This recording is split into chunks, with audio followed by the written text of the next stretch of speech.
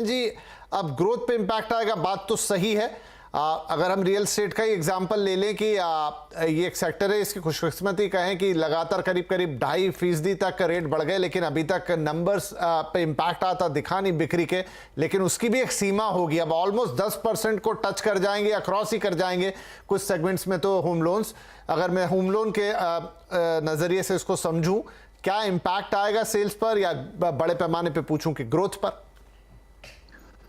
विपिन भाई, ताजुब की बात रही है कि अगले 4-6 महीने के अंदर जैसे इंटरेस्ट रेट ब्याज बढ़ गए, लेकिन होम लोन्स की संख्या और अमाउंट भी बढ़ गई है। लेकिन जो हम डिटेल में स्टडी करते हैं, तो जो अफोर्डेबल हाउसिंग क्षेत्र है वहां उनको नेगेटिव हुआ है, और जो मिड इनकम हाउसिंग और हाई इनकम हाउसिंग है वो बढ़ गए हैं। माना जो तेजी से बढ़ना था वो मिडिल और हायर एंड हाउसिंग ज्यादा बढ़ा है। Of course lower income affordable segment ज्यादा संख्या में है, आई मीन ओवरऑल क्वांटिटी ज्यादा है, लेकिन इसकी इफेक्ट ऑलरेडी शुरुआत हो गई है।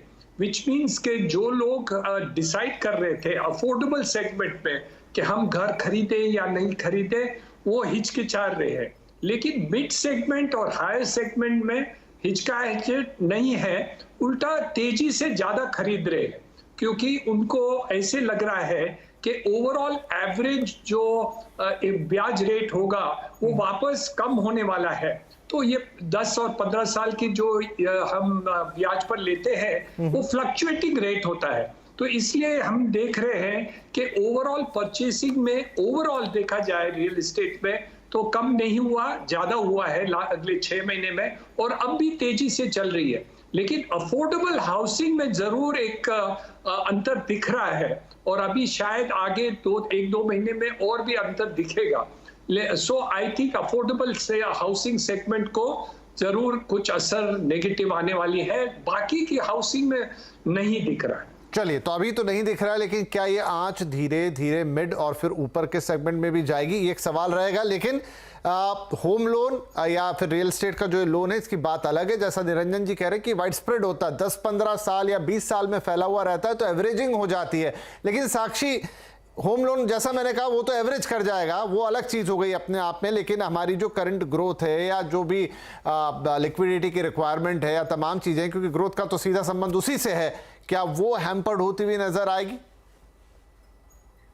हाँ, तो आई थिंक कि आरबीआई जो ये इंटरेस्ट रेट बढ़ा रहा है, उसका जो ट्रांसमिशन है या उसका जो इम्पैक्ट है वो लैग के साथ ग्रोथ पे आएगा। वो चाहता है कि वो डिमांड को थोड़ा सा स्लो डाउन करे, जिससे इन्फ्लेशन जो अभी 7%, 8% चली गई थी, वो भी नीचे आए। तो उसका आरबीआई का तरीका ही यही है इन्फ्लेशन को कंट्रोल करने का, कि वो डिमांड साइड प्रेशर्स को थोड़ा कूल डाउन करे। ये बात सही है कि हमारे अनुमान के हिसाब से भी अगले साल FY24 में इंडिया की शायद ग्रोथ जो है वो हमारे पेयर्स के कंपैरिजन में शायद फिर भी बहुत अच्छी होगी। तो हम एस्टिमेट कर रहे हैं कि 6% ग्रोथ होगी FY24 में। लेकिन ये एक स्लो डाउन होगा इस साल की ग्रोथ से, जो आपको पता है कि NSO ने बोला है कि इस साल ग्रोथ का अनुमान 7% है। तो हम 7% से 6% का स्लो डाउन आगे आने वाले महीनों में देखेंगे। इसका रीजन सिर्फ ये नहीं है कि बाहर की कंट्री स्लो डाउन कर रही हैं तो एक्सपोर्ट स्लो डाउन होंगे एक्सेट्रा, लेकिन हमारी डोमेस्टिक डिमांड पे भी इन रेट हाइक्स का आगे अगले 4 क्वार्टर पे इम्पैक्ट आएगा। ठीक है, तो एक तो है कि डिमांड साइड से आरबीआई संभालने की कोशिश